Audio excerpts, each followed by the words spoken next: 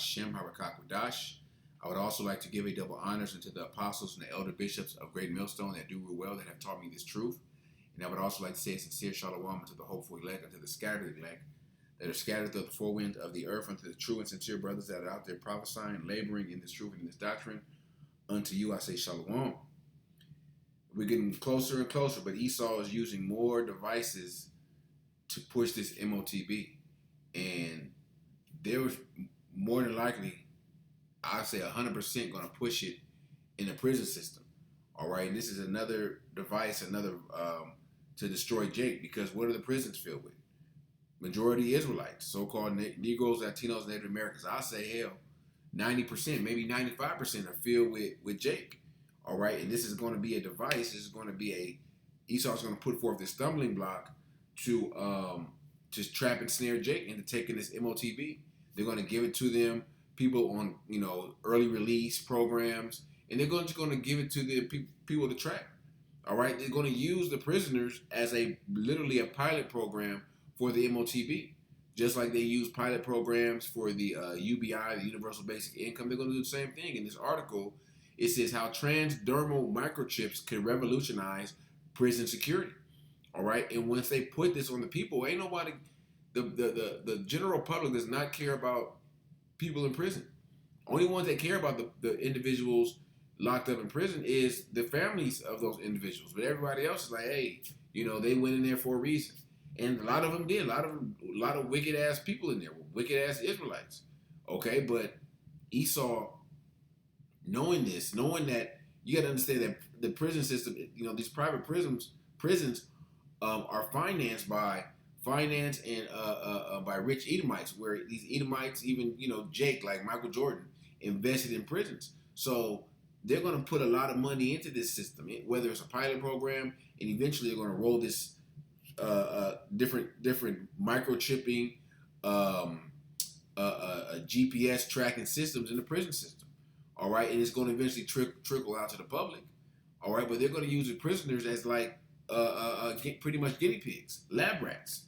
All right, so let me get into this article. It's kind of long. I'm not going to be able to read all of it, but I want to hit some key points where they try to give the pros and the cons, but they really more in the article. They really more push the why they need it. They give several examples of inmates that have escaped, that weren't found, and obviously, they're going to push the narrative that it could be a possible harm to society and all this stuff. So let me read a little bit. It says, invisible tracking and real-time alerts could prevent escapes and save lives inside correctional facilities. All right, it says, I'll just read the key takeaways. Transdermal microchips can prevent prisoners in real time. Microchip technology provides immediate alerts when inmates enter unauthorized areas, enabling staff to intervene before an escape occurs. All right, and they're going to talk about in the article how a lot of these systems are outdated of counting, that the head counts and all that stuff, which is probably true, but at the end of the day, it's not about the outdated system. It's about Esau pushing forth an agenda and getting the opportunity to present this and present this to the prisons and have them implement it. All right, and of course it's going to be volunteer. If you get this device, this implant, or a transdermal whatever, because dermal means skin. I believe it's I want to say the dermis, the epidermis. Those are the different skin layers. But hold on one second. They're going to give the inmates, Jake, of course, the option to get this. All right, before they make it mandatory in the prison system, where you get an extra commissary, you get an extra phone call, you get some type of incentive. All right, you may even have the ability to be released early. All right, but it says biometric monitoring improves inmate medical response. Of course, they're going to make it like it's something good. Medical response. Oh, I got a certain condition where it'll alert the staff of whatever. Real-time health tracking can detect medical emergencies such as cardiac events or overdose before symptoms are visible, reducing in custody and deaths and liability. Automated inmate tracking reduces human error in corrections, and that's one of the reasons that they're gonna push the microchip and this AI technology in the average workplace are because it eliminates human error or eliminates error of headcount, security checks, and medical documentation. So if you're working in a factory, in factory or some type of place where it's common, human error is going to be is pretty much everywhere. You go to a fast food joint, they mess up your order, or they forgot to put this in there. It's common, but they're going to use this as an excuse, especially in this instance in the prison system, to push this chip, all right, push this technology, all right. It says security and privacy must be balanced in prison technology upgrades. Implementing transdermal microchips requires strict data encryption, limited access, and clear policies to protect inmate privacy and comply with legal standards. At the end of the day, these inmates in these prison systems here in Babylon, America, they ain't got no rights. All right, they act like they got rights, but the COs will go in there and beat your ass. Okay, for whatever the reason. All right, or the COs will let other inmates beat your ass or even kill you. All right, it says correctional facilities must modernize outdated tracking systems. All right, that's one of the keys. It says, oh, this system of head counts, cell counts, or whatever is outdated. Manual head counts and legacy tools are no longer sufficient. A multi-stakeholder approach is essential to implement smart, ethical surveillance solutions in corrections. So let me go down. This is a lot of it's a lot of information, and I even put the article in the description. It's because they go into incidents where people were able to Yahawah the system and escape. The problem with inmate tracking system, of course, they're going to give the cons, but really, these are all pros for Esau. All right. One remarkable, let me see, corrections facilities have long dependable on outdated methods such as periodic head counts, fixed surveillance cameras with blind spots, and paper logbooks to track prisoners' movement and detect when something's amiss. Human mistakes, though, have historically undermined even the most robust prison security systems, sometimes leading to inmate escapes. One remarkable case unfolds in Clinton Correctional Facility, then Namora, New York, in 2015. A pair of inmates manipulated the staff, exploited blind spots in surveillance systems, and evaded capture for 3 weeks. The brazen breakout revealed critical weaknesses in the facility defense. Defense triggered a mass search and became a media sensation that captivated the nation. All right, so they go into several different prison, examples of prison people that escaped prison. Some of them have been apprehended. Some are still on the loose. But the point is, they're making the prisoners could get out and commit a crime, kill someone. All right. Let me see. Deficit in correctional facility. Deficit in correctional security. Even today's digital age, numerous correctional facilities still rely on outdated manual processes, paper records to monitor inmates. So going into how the system's outdated. What are transdermal microchips? Transdermal microchips are small devices that can be implanted under the skin that are designed to track movement, monitor health, and send automatic alerts in real time. They use RFID and biometric sensors to provide constant feedback without relying on manual monitoring. All right, so eventually they're going to have it where, hey, the CO's job may be taken. Say you have a staff of say 50, you could be able to reduce your staff to half of that or less than half because you have this monitoring system. You know where people are at. You don't have to have someone to have a head count. Okay. A debate. Let me go back up. Even though the technology is still new to correctional settings, similar technologies are already being used in high security environments, military operations, and medical monitoring. If implemented in prisoners, transdermal microchips could change the way facilities track inmates due to the ability to provide instant location update, detect medical emergencies before they escalate, and reduce the risk of escape by eliminating blind spots and supervision. All right, so the debate over transdermal microchips as a correctional tool has sparked strong opinions from legal scholars, policymakers, correctional leaders, and civil rights advocates. And the majority of these people are Edomites. Okay, the policymakers, the correctional leaders. All right, ain't too many Jakes running the prisons, and you do have some. I'm pretty sure you do have some Israelite wardens, but hey, if they don't get down with the system, they can be replaced. All right, civil rights activists, and all these people that are so-called opposed, Esau got in their back pocket. So it doesn't matter. They can protest, they can advocate all they want, with compelling arguments both in support of and objecting of their use. All right, supporters, why we need microchips, ethics. So they're going to go, going to give you the reasons, the pros, the cons. Is this the most effective technology for corrections? Despite the use of RFID tags, GPS tracking, they're going to give you a rundown. RFID tracking only works in designated areas and can be blocked by walls and interference, and that's bullshit.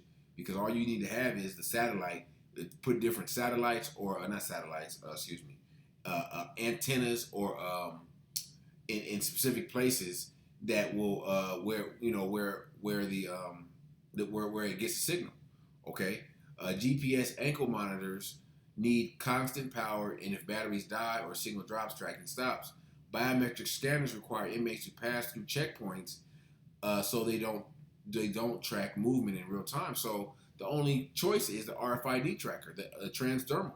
Transdermal can fix these issues. Unlike external devices, they can't be removed, lost, or blocked. The same thing they're going to use for the money system. Okay, you can't lose your credit card anymore. Okay, no one can steal your identity because it's in you. All right, they provide live tracking, instant alerting officers if an inmate moves into an unauthorized area. But just because it is the most advanced option doesn't mean it's the right choice for every facility. Introducing the microchip tracking would require a major investment in software training and cybersecurity. The system is already in place. So this is just all bullshit, okay? And you don't think that Esau, will put up the money to push this system, okay? But it says, but so do escapes, delayed medical response, and preventable in custody deaths, and those add up fast. And at the end of the day, if some people die in prison every day, that shit don't make the news unless it's a celebrity or somebody. But people die in prison every day, and the majority of the people, unless that person that died or passed away or was killed in prison is that family member, people don't give a shit. Okay, people don't care about people in prison. All right, so it's not going to be a big outcry because this person died in custody. All right, every time an inmate escapes, agencies are forced to put millions into the search emergency response teams, and legal expenses. A single escape, like in 2015 Clinton Correctional Facility breakout, cost New York taxpayers $23 million in just 23 days. Let me go down. Instant alerts when inmates they're pretty much going over the same things in the article, but the main points were pretty much made. How to get there and what can be done. Let me see what authorities would authorities accept it. Of course they would accept it because it would make a lot of their jobs easier. Let me go up to some of these points right here. Here we go. Conduct a pilot program in a high-risk facility. Before adopting the technology statewide, agencies should test microchip tracking in a controlled environment to assess real-world effectiveness, staff training needs, and system reliability. One such example is a U.S. Navy study in a military brig that successfully used biometric tracking, including fingerprints and iris scans, though it required careful protocol development and staff training. So this is a U.S. Navy study, all right? I'm pretty sure they did it in the military. So, and truth be told, they probably did this on international prisoners of war or something. Or they probably already set this up in a prison in a third world country, all right, where no one really gives a shit. All right, establish a clear regulations for data collection and inmate consent. Inmates don't have any rights. Okay, implement strong cybersecurity and data protections. Collaborate with legal experts. It is all bullshit because Esau runs the system. Okay, they run the legal system. Invest in secure infrastructure. They got all the system is set in place. and I did a quick chat GPT search. I says in ancient Rome, how were prisoners tracked? In ancient Rome, prisoners were not tracked in modern sense with IDs, ankle monitors, or documentation system. Instead, control and monitoring were maintained through a combination of physical containment, social status, and human oversight. Here's how it worked. Imprisonment was rare and temporary. Prisoners, prisoner types, and oversights. Here's a point right here. Identification by social status and testimony. Identity and status were often confirmed by witness and documents. Let me see. Is this the one? Yeah, here we go. Recognition by others in the community. Slave markings. Slaves might be tattooed or branded. That's exactly what this MOTB is doing, and that's exactly the technology that they're bringing forth. Okay, you have to have eyes to see. All right, and it's the job of the prophets when we see these things to bring them to the light. All right, bring them so Jay can see. All right, because at the end of the day, the truth is going to go out throughout the four winds of the earth. All right, well, they if niggas can get do all kind of record a goddamn a whole CD, all right, a whole album in prison. Niggas can go live in prison and do all this extra shit. I'm pretty sure they heard the truth. If a nigga got TikTok in prison, if a nigga got YouTube in prison, they got access to all these things. They got cell phones. They see the truth. So it's not going to be no excuse for anyone in that day because the warning is going out. All right. This is Ezekiel 3 and 17. Son of man, I have made thee a watchman unto the house of Israel. All right. Therefore, hear the word of my mouth and give them warning for me. We're sounding the alarm of the warning of this MOTB. And Esau using these numerous devices and all their resources to pretty much corner you jakes, all right, where you make you feel that you don't have a choice, all right, but everyone's going to be that hour of temptation is going to come amongst the whole world, so no one will have no excuse like I didn't know. Well, they said they was going to let me out, and they was going to take 10 years off my sentence, and that's going to be a lot of Jakes in there because Jake wants to get back out. All right, Jake wants to get back out and enjoy life and build. And hey, if you understand this truth and you are in prison, okay, hey, the Lord is the Lord is dealing with you. Hey, not to take it. Okay, so there's going to be no excuses in that day. Let me grab 2 Corinthians 2:11 because this is one of many of Satan's devices. 2 Corinthians 2:11. Lest Satan should get an advantage of us, for we are not ignorant of his devices. This is one of many of Satan's devices to trap Jake. Like I said, the majority of the prisons are filled with Israelites, so-called Negroes, Latinos, Native Americans. Okay, and if Esau can, in their mind, they want to fulfill their New World Order. So if they can get, the prisoners, they can get the majority of them to take it and accept it. That's in their mind, that's one step closer to them fulfilling their New World Order. All right. And these are all the traps and the snares that Esau sets for the poor. All right. Sets for the Israelites. All right. Hey, send these niggas to jail. All right. Yeah. Get it. They figure, in Esau's mind, they have an agenda where they want to fulfill certain things by certain dates.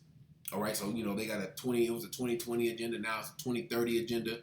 All right, where if they want to start this pilot program, say in 2025, 2026 March, all right, and they're going to start the pilot program for a year, hey, you may see a lot more people, a lot more Jakes getting arrested to participate in this pilot program. Or, you may see sentences, certain sentences given out, like, 3-year sentences for, and the crime don't matter, just so Jake could be in the system and have to, go through this program, go through this pilot program. Because that's what I said, they're going to present it as a pilot program, and eventually it's going to be made mandatory, all right?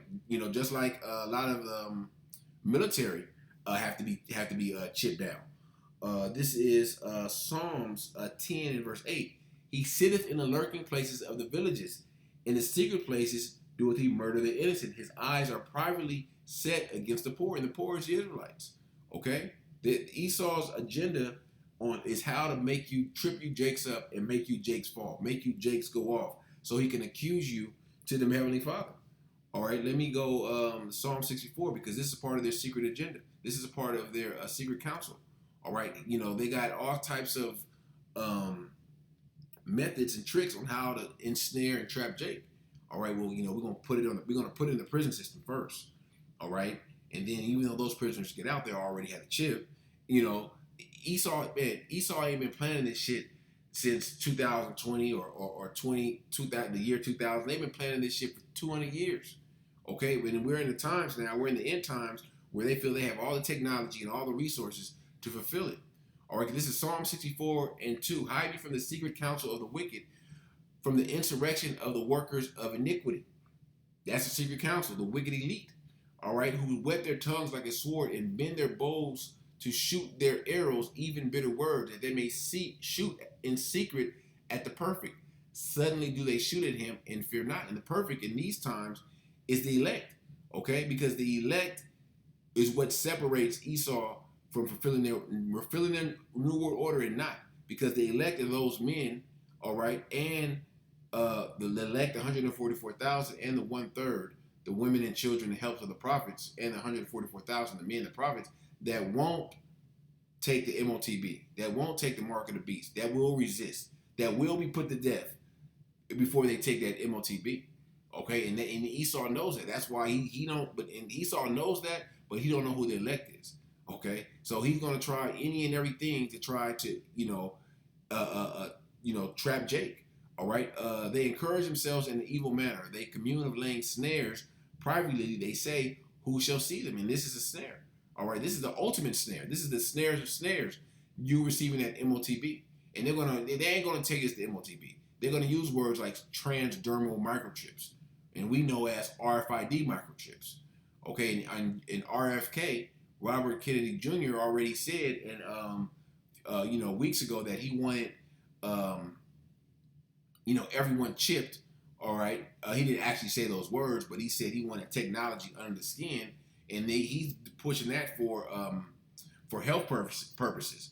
So Esau is checking all the boxes, of all the people that he's trying to attack and wants to attack to receive this MOTB. This is Revelations. Speaking of prison, because members of the elect are going to be thrown into prisons. Okay, and I'm pretty sure that this MOTB option is going to be presented. All right, as an early release. All right, ticket.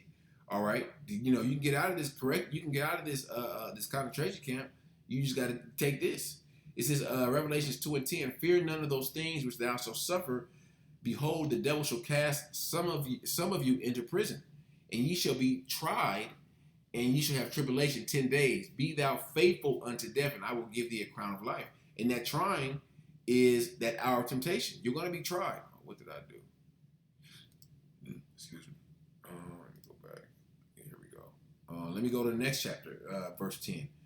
Revelation 3 and 10. Because thou hast kept the word of my patience, I also will keep thee from the hour of temptation. And that MOTB being presented is that hour of temptation, which shall come upon all the world to try them that dwell upon the earth. It's coming for everyone. Well, I'm locked up. No, it's going to come for everybody. All right, it says it, free and bond, in the scripture. Revelations 13 and 15. And he had power to give life unto the image of the beast. And the image of the beast should both speak and cause that as many would not worship the image of the beast should be killed. All right, and that's the system that Esau is setting up. All right, there's a global one world currency, one world government system.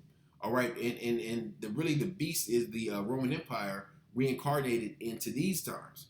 All right, the times that we're living in now. All right, it's being recardilated. What's the word? What's the damn word? Reincarnated in today's time. Okay, and if you don't bow down to that image, you're going to be killed. You're going to be cut off from the system. All right, and they're gonna use this system and this smart cities and all these enticing visuals and of things to try to those Jake that are locked up to get them to take the MOTB so they can get out and enjoy this system. Okay, because they can get out and partake in the image of the beast.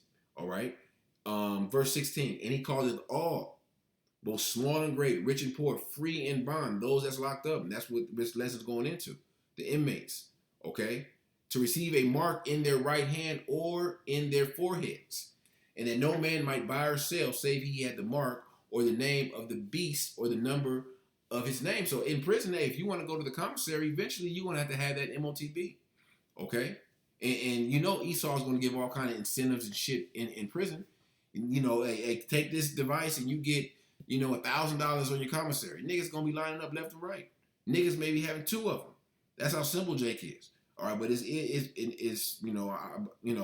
speaking as a man, I believe it's Jake in prison that's possibly part of the elect that's gonna resist and possibly be put to death for not receiving it. Okay, but it's those that the Lord don't want that are gonna receive it and they're gonna perish. They're gonna partake in that lake of fire. All right, Revelations 14 and 9.